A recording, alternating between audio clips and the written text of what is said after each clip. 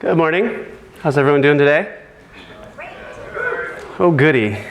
So my name's Rob Miller. I work for Mozilla on the Firefox measurement team.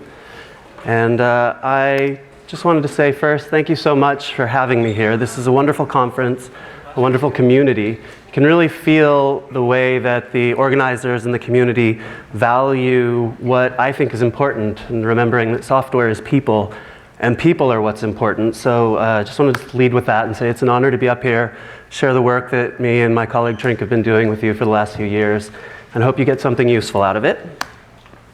And today I'm here to talk about a little project I've been working on called Heka. Just for my own amusement, raise your hand if you're using Heka at all. Handful of you, some a lot. Raise your hand if you've heard of Heka. Most. Raise your hand if you have an idea of what it is that Heka actually does. Great, maybe you guys can tell me.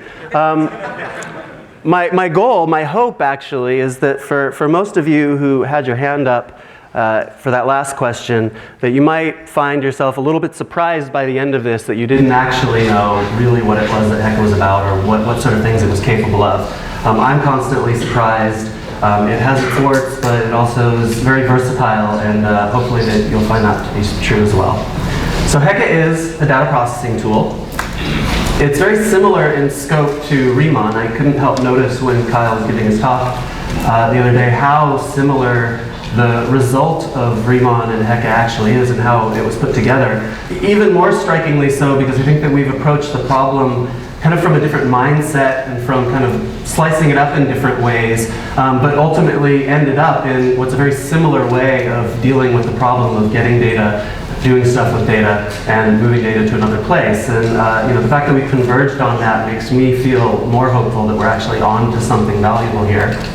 Heka was built for Mozilla, but some other folks have found it useful, and you might find it useful too. So why Heka? And by that I don't mean why should you use Heka, but one of the questions I get most often is why did we call it Heka? It's actually this guy's fault here. This is Hekaton Kires, which is Greek for 100 hands. And he's this beastie of a giant. He's got 100 arms, he's got 50 heads, ugly as sin, but the earth and the sky are his parents, so at least he has that going for him. Hekaton Kires, when a colleague of mine proposed this as the name for our project, I started to do a little bit of research into this Greek mythical creature and realized that, okay, 50 heads equals 50 gaping maws. One pair of arms, 100 arms, he's like one set of arms for each one of those open mouths.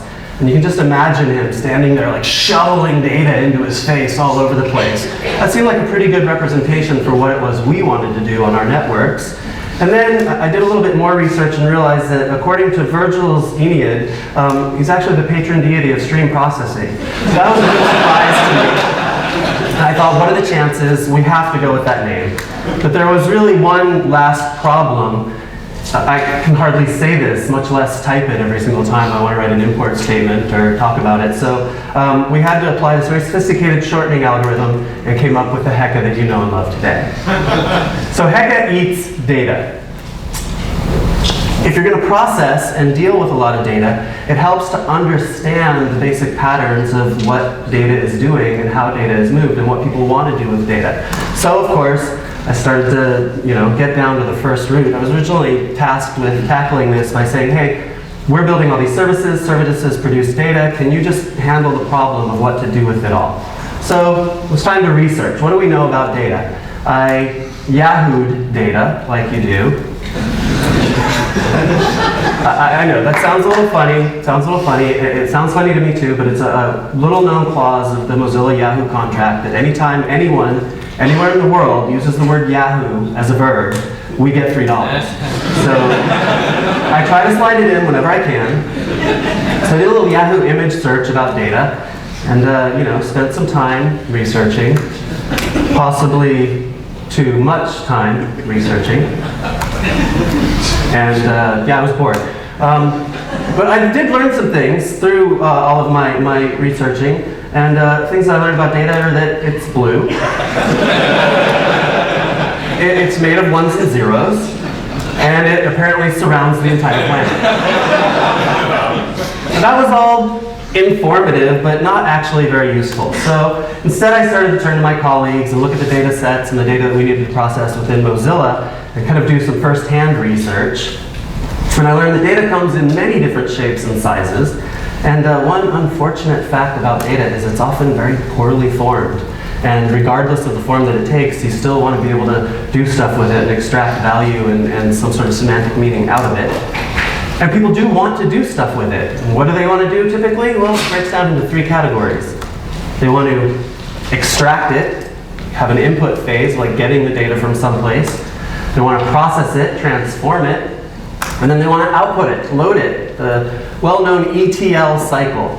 The ETL usually has a little bit more narrow definition, but as I was digging into other use cases like monitoring and aggregation, I realized that this kind of basic pattern of extracting, processing, and outputting are the basic units. But then we realized that it doesn't actually stop there. Each one of these units can be drilled down into a little bit farther. So we started to dig down, especially as we started to actually play with it and prototype it, realized that there were more abstractions, there were more pieces to it. So the extraction step actually has 3 steps of its own. The first is to gather raw input from wherever it may be.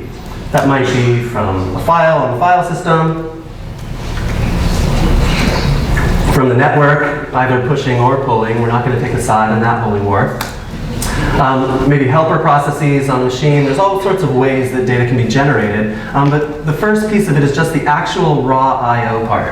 After that, data often is in the form of like a continuous stream. And the first thing you need to do when it comes in as a stream is make a decision of like, where do we slice this stream up? How do we divide what might be a constant stream of data, whether it's a log file or a file stream or a TCP stream or whatever, into discrete records or events? And then, in order to actually do something consistent with it, to work with data in a fairly consistent way, we need to convert it into some uniform format. In Heka, the basic unit of data is called a message. So then the transform process, people want to do aggregation and collation. I want to do watching and crunching and notification and anomaly detection. Kyle, I think, went into quite some detail in Riemann about a lot of specific types of crunching and watching you're going to do, or you might want to do. And things that he was describing are exactly the sorts of things that we found people want to be doing as well, and what we tried to build Heka to be able to support. And then, as you've been watching and crunching this data and aggregating and collating this data, that actually doesn't provide any value until you can actually emit the results of what you've been doing. Whether it's a simple transform, one in, one out, or you're doing aggregation and getting a bunch of stuff in and then occasionally emitting a sum, or even just watching and emitting very little until something goes wrong and you want a notification to go out. And then finally, the loading or the output phase, where you want to encode the data into some other format that is no longer that can be inside of Heka format. Unfortunately, not every tool in the world speaks our native format. And then you want to do the actual raw output of sending it to the world. Might be a file, might be a network, might be some sort of visualization that you want to see. There are others here as well. So we actually put together the Heka architecture to model these steps, and we kind of implemented the plugin system within Heka so that you can separate these concerns appropriately. We found this to be quite valuable because if you think of the output as really just handling the raw I/O, then who here sends data from any of your systems to some external service where you are pushing that data out? Raise your hand. How many of those use HTTP? Who here sends data from one place to another using TCP? Right, so TCP and HTTP share a lot of similarities regardless of who you're talking to.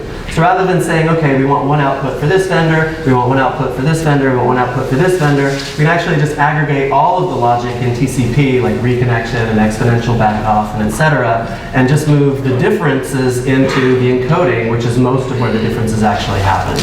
So we found that this has actually been kind of a sweet spot in terms of the ability to reuse our code and not have to like re-encode the same sorts of details into every single input and every single output.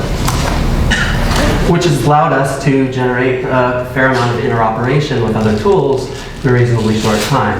There are a bunch of kind of transports that we interoperate with, various kind of collection agents and other familiar tools that people are using Heka with out in the wild.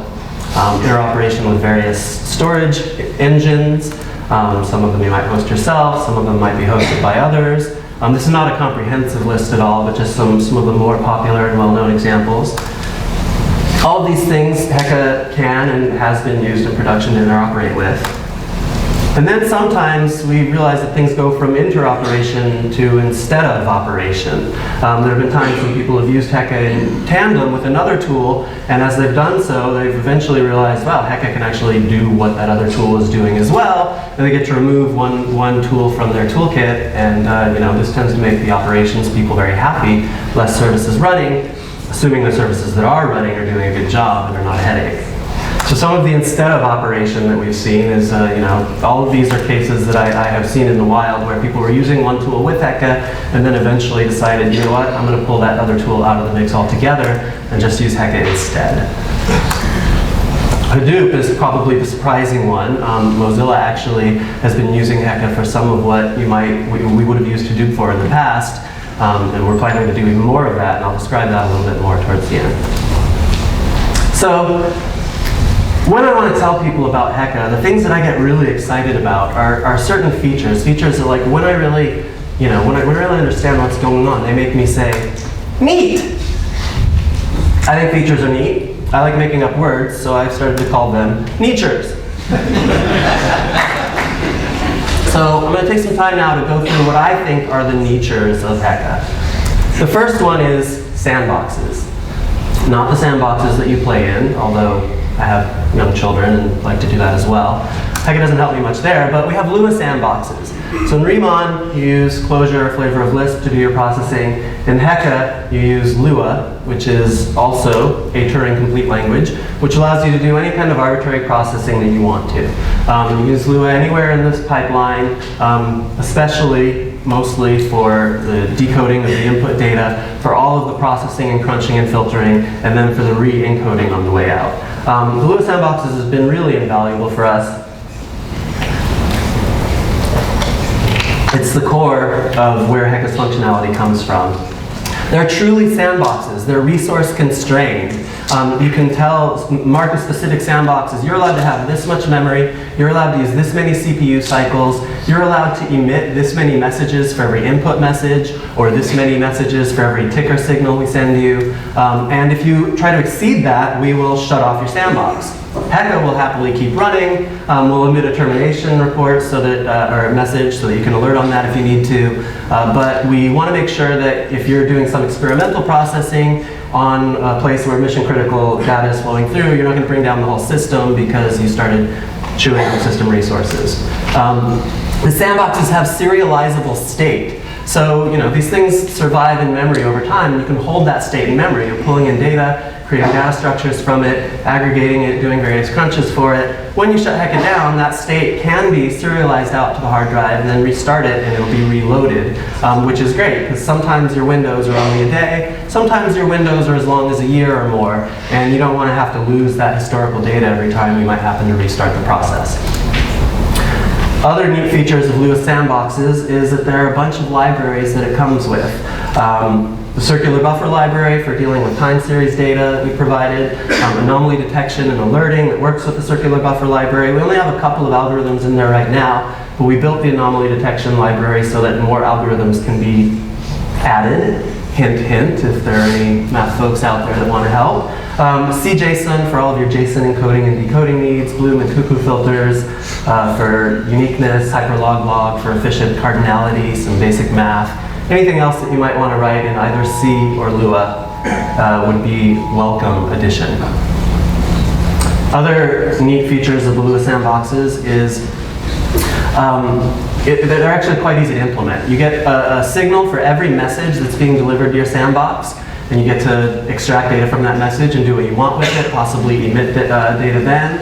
And then you also have the ability to send periodic signaling, some number of seconds down to 1 second resolution, and kind of emit the aggregate data that you've been collecting. You also don't have to worry about race conditions. You know that never will process message and timer event be called concurrently, so it's safe to accumulate data structures in the one and then emit them in the other and not have to worry about anything competing with itself. And also, most of Heka is driven by declarative configuration. We use TOML as the config format. TOML is basically the same as any, except it supports nested sections.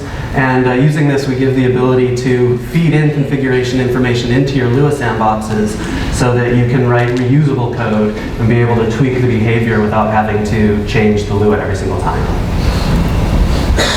Another wonderful feature of Heka is the LPEG. This comes for free because we're using Lua parsing expression grammars.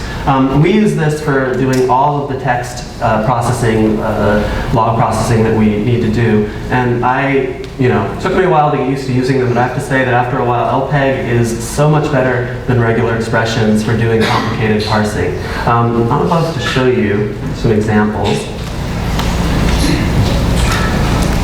Another useful thing is that we have built, this is an online service that's available for you. It's linked from our documentation. We have this little online tester that lets you construct and debug and test out your LPEG grammars for parsing, right? So you can see right here a regular kind of log line emission. There's a timestamp, a UUID, some other data down here, header data. And then down here is what the grammar that actually parses that looks like. And what I want to draw your attention to is the fact that it's composed out of a bunch of separate pieces. Here's the part that tells you how to parse the timestamp. Here's the part that tells you how to parse the UUID.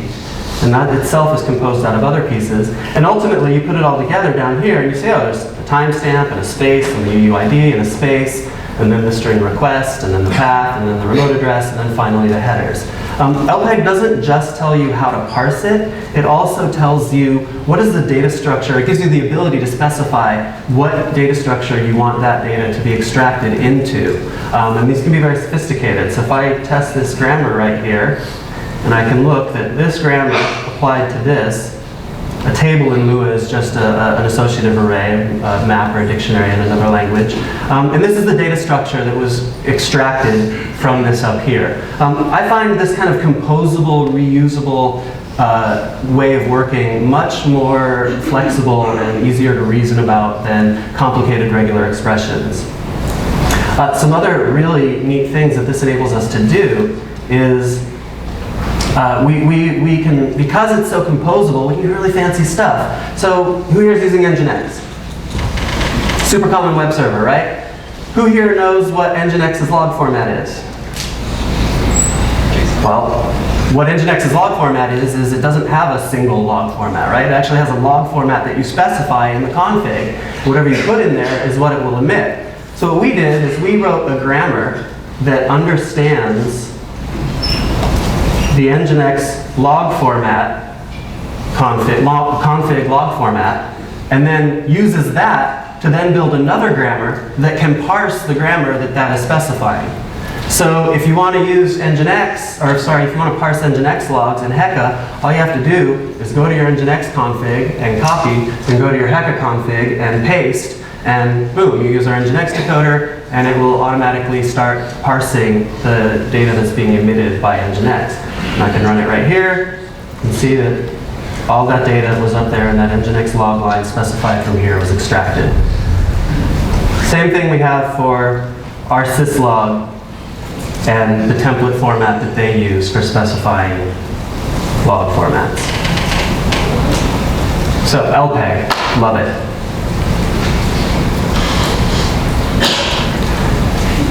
Next feature, native Heka streams. So in Heka we use protobuf to specify our schema, and that means we can very efficiently serialize. We're not unique in this, but protobuf is great because it makes it really easy to serialize your data out to a stream of some sort. We actually make pretty good use of this inside of Heka. We have disk buffers. In fact, I'm about to land something on the dev branch, possibly this week, to add the ability to disk buffer for every output or filter plugin. And this allows you to kind of handle a little bit of back pressure, survive restarts without losing data in the process. But these internal disk buffers actually have value in and of themselves.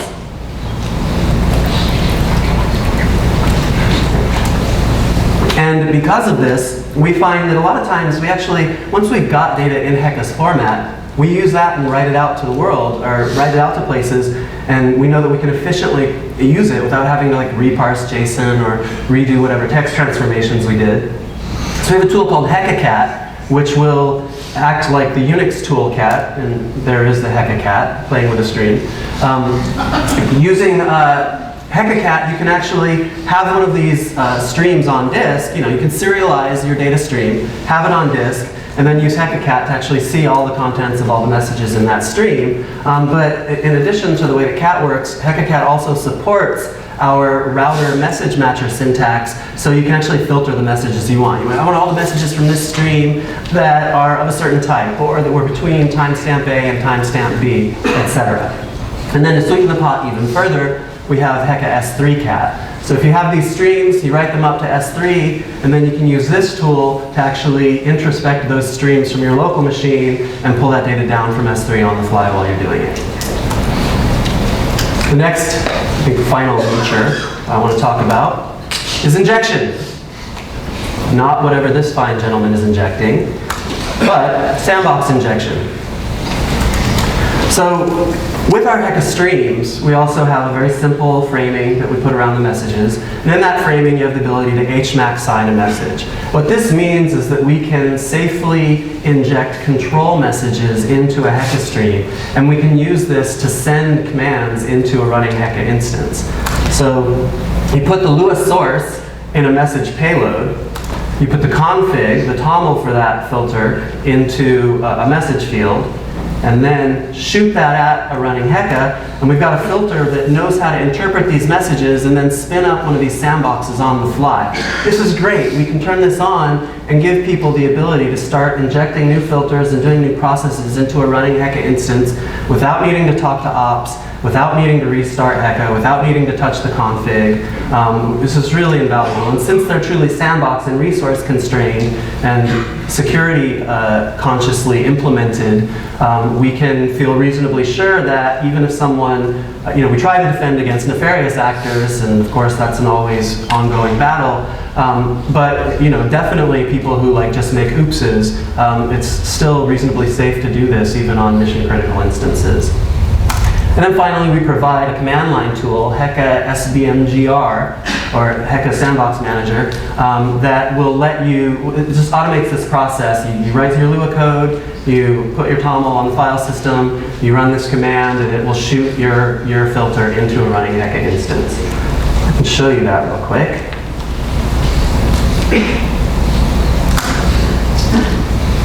Let's see here.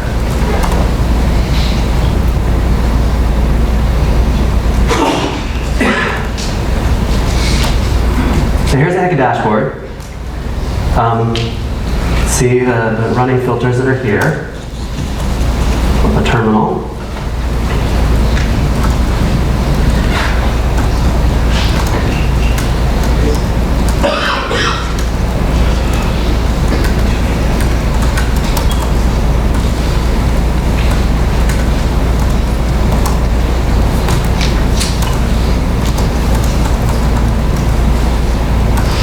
I had this prepared, but lost my windows somewhere here on the screen magic, so bear with me for 1 second.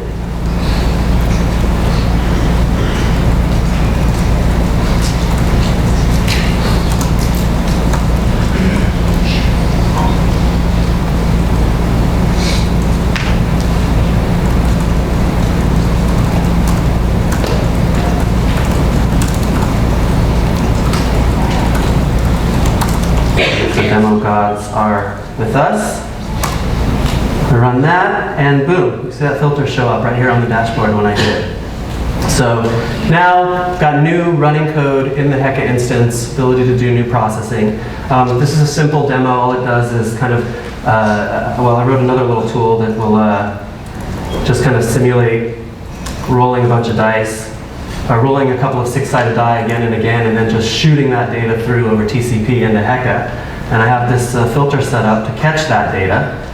Come in here, You can see we've got kind of some information about the runtime heuristics of that filter, how it's behaving, and then it's using our circular buffer library to count up the dice count. It's emitting that data periodically, and then the dashboard will automatically catch that circular buffer information and turn it into a line graph for you. And you see the distribution that you would expect here with a couple of six-sided dice rolls. So this is great. It gives us the ability to put up Heka, stand up Heka instances, have production data just kind of flowing through them, and give people the ability to experiment and kind of inject new experimental filters into them. And we don't have to, once we get them wired up, a little bit of ramp up to get it figured out.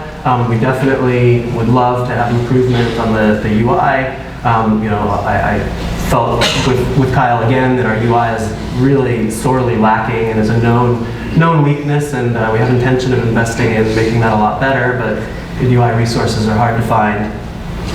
And but as you can see, we already have the ability to empower people and do interesting things.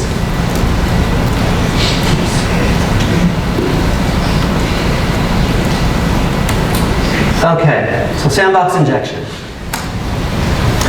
Last feature is a log streamer input. So, of course, one thing that a lot of people want to do is load data from log files on the file system. But one interesting thing about log files on the file system is that they're usually not a single file, right? We have these interesting things called log rotation schemes. Or, if you're running an Nginx server and you're serving multiple domains, usually you have one stream of data for this domain in one directory, another stream of data for this domain in another directory, another stream of domain for another domain in a third. Inside of each of those directories, the rotation scheme is the same, but each one of those represents 3 different streams of ongoing linear data. So log streamer input tries to abstract this out and deals with a log stream rather than a single file as the basic unit of operation. And the stream is a conceptual element. Log streamer input, you give it some regular expressions into your file system directory tree, and it will scan the entire specified directory tree regularly, look for new files. It has the ability to understand diverse rotation schemes, and this is all documented in detail. So you can explain to it, if you're appending with timestamps at the end of every single, a new file each time, if you're doing the old school like .0, .1, .2, .3, if it's getting tarballed somewhere along the way, gzipped along the way, you can tell all of this to the log streamer input, and it will figure that out. It will figure out how to differentiate between your different domains, and it will pull them all in and spin up as many streams as it needs to, and then actually track where it is in the entire logical stream. So if it's parsing, it's going through, you shut it down, you bring it back up, it'll notice, even if that file has rotated while Heka was down, it'll find out where it was again. We keep kind of a rolling buffer hash of where it was, so we can kind of look for it and then hash the last 500 bytes and be like, okay, we found where we are again, we're going to pick up from right there. Really useful. This is all great, but then the question becomes, is it actually really useful? Is Mozilla doing anything with it? And the question is, yes, we are. We started using it to a lesser degree, just kind of behind certain services and doing some lighter lifting. But over the course of the last 6 months or so, we've been building out, we're still in the process of finishing up, the Firefox telemetry data pipeline, which is relying heavily on Heka as the main carrier of the weight to process the data, push the data around, and do interesting stuff with it. This is a diagram of the Firefox telemetry pipeline. And the slides for this will be online. You can take a deeper look at this in the future. But the one thing I just want to point out is that there's a heck of a lot of Heka all over the place here. Excuse me. So like Riemann, Heka is not a distributed system at this point. Each individual Heka instance works on its own. But it is very possible to have multiple Hekas. We put Hekas on just about every machine, and you can configure them manually to work as a unit, to feed to each other. You have like a node on every, an instance on every node, gathering the data, shooting all of that up to another one that's acting as aggregator at a data center level, which then shoots up to another one that's acting as an aggregator at the global level. And as you can see, we've got a lot of different Hekas working together here.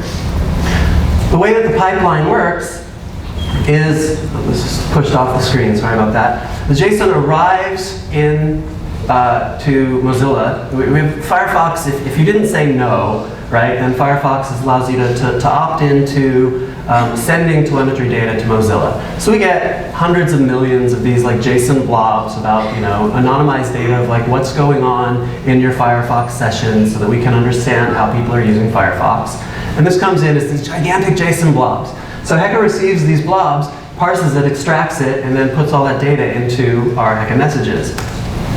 That data is then sent on to Kafka and then can be subscribed to by various other Heka instances.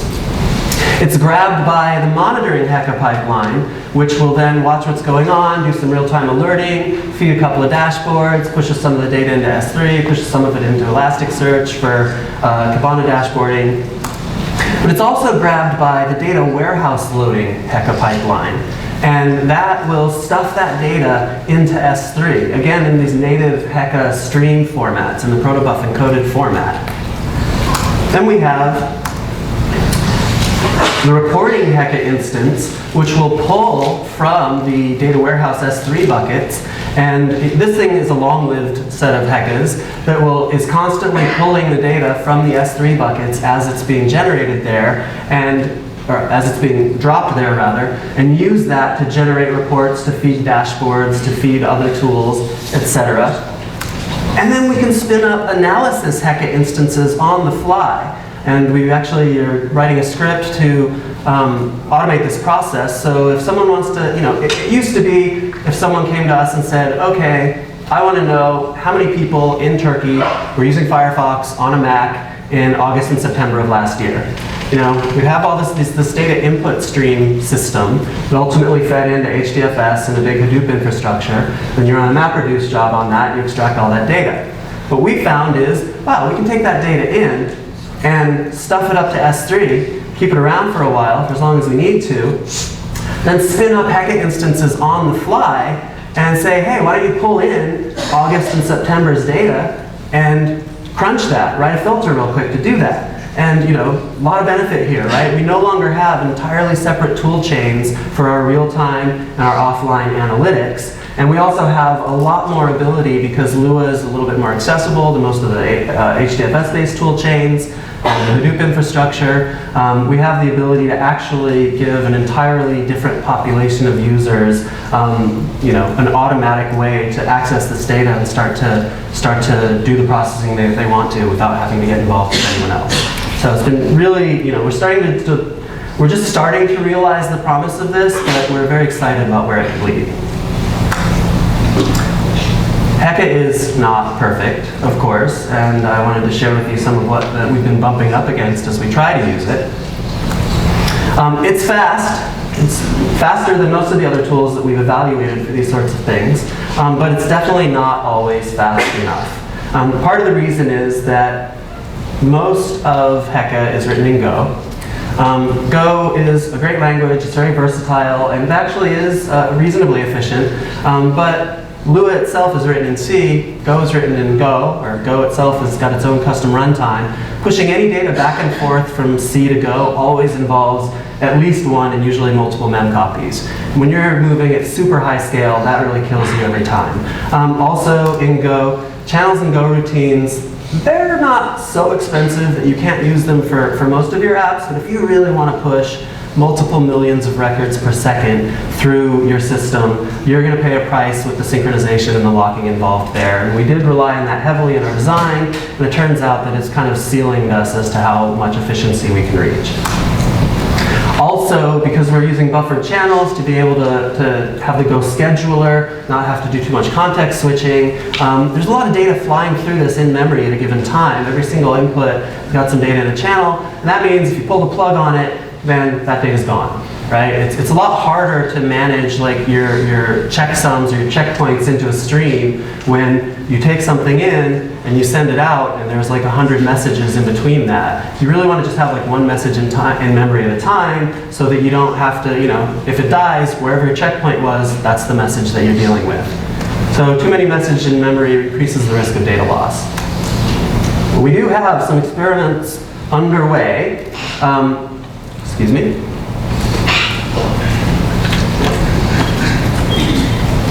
So my colleague, Mike Trincala, Shrink, is really the brains of the operation. He's been working on a side project that he's calling Hindsight. Hindsight is a very thin C wrapper around the exact same Lua sandbox code. So if you write sandbox filters for Heka, those sandbox filters can work in Hindsight. It's much lighter, it's much leaner, it's written in C, so we can get all the way down to like the TCP cache levels and do a lot more work without having any mem copies. It runs in one of 3 separate modes. It runs in input, process, or output mode. Those are familiar to you by now. Each mode would run in a separate process. So you spin up one for input, one for process, maybe multiple for process, one for output. And these processes communicate to each other through these native Heka streams. So really, the input mode is just receiving data from whatever your input source is, and then emitting a single Heka stream, serialized Heka stream. The process mode is reading in from a Heka stream, filtering the data and routing the messages to the various filter plugins, and then also emitting another Heka stream, and then output mode takes a stream as input and then does raw I/O as output. This really allows us to have each one of these will only have one message in memory at a time, so we don't have the problem of a bunch of messages in memory. We're always checkpointing into those streams, so you pull the plug, you might reprocess a single message, but there's much less chance of message loss. And because you've got these streams kind of flushed to disk, and actually flushing these streams to disk is less expensive than you might think, because usually the data stays hot in the disk cache. The delta between when it gets written and when it gets read tends to be quite small, and so usually it never actually is hitting the you don't have to go all the way out to the platters to get the data, or the SSDs. And then you also have the ability to introspect at every step along the way, thanks to the HekaCat tools that I was telling you about earlier.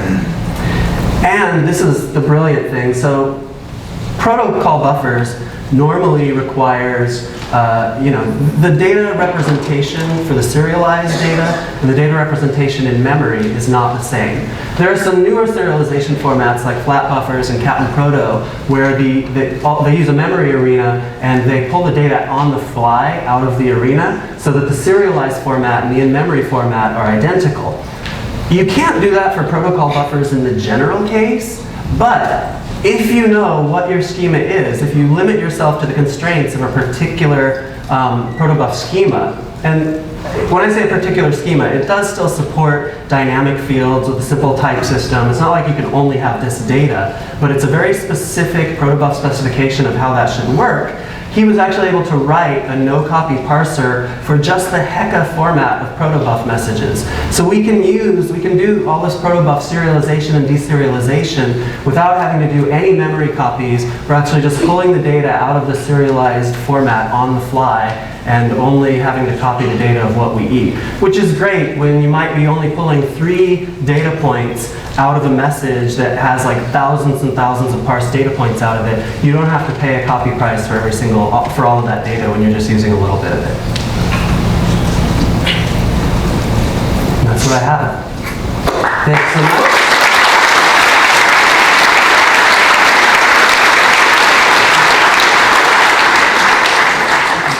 Yeah, and I have some time for some questions if anyone would like to ask. Yes? With the injected filters, can you transmit those to another Heka, or does that have to be? So the question was, with the injected filters, can you transmit them to another Heka? I'm not entirely sure what you mean by that, but regardless of what it is, the answer is yes. I didn't go into much detail with it, but you might have seen in the diagram there's a router. And the router, every message that comes into Heka hits the router. The router examines, every filter and every output registers with the router with a message matcher. And that's how it decides which messages it's receiving. So the router just runs through, we have a kind of a custom grammar, a little DSL for specifying what the message matchers should be. And so the basic unit of communication in Heka is a message, and you can always set up an output that's going to take it from one place, route it to another place. The devil is in the details. Sometimes that's easier than harder, but we haven't yet found any kind of sending around that we couldn't accomplish with that. Other questions? Yes, in the back. Any changes in Go 1.5 that you guys are excited about as far as speed goes? The question was, are there any changes in Go 1.5 that we're excited about? It's supposed to have some significant performance improvements in GC pauses. It is also supposed to introduce dynamic linking, although I know that is, I haven't dug in deeply to see how that works, but as you might imagine, Go, which only supports static linking, that does present, while it's great for deployment, it's a bit of a pain for a plug-in based system, because if you want to introduce new Lua code, no problem. You can, as you've seen, inject it on the fly. If you want to introduce new Go code, right now you have to recompile. So that is potentially exciting, but I've seen, when I've looked at it superficially, it seems a little bit, it's not as simple as dropping an SO somewhere, so we need to dig into that and see if we're really going to be able to make use of it. Other questions? Yes? Configuration management, how do you manage, how can you define your Heka infrastructure? The question is, how do we define the Heka infrastructure? The regular configuration management tools will work. In Mozilla, mostly we use Puppet. And one thing that is interesting, that the dynamic sandboxes are great, but they're also ad hoc, right? That's not easily reproducible. What we often find is they use the dynamic sandboxes as kind of like the prototyping in the initial phase. And if you put one out there that actually becomes, yeah, this is valuable, this is going to stick around, then we'll up-level it to, okay, let's put that one into some config somewhere, get it into the config management, get it into the RCS, and then it becomes a much more traditionally managed setting. Any more questions? All right, going once. Thank you so much.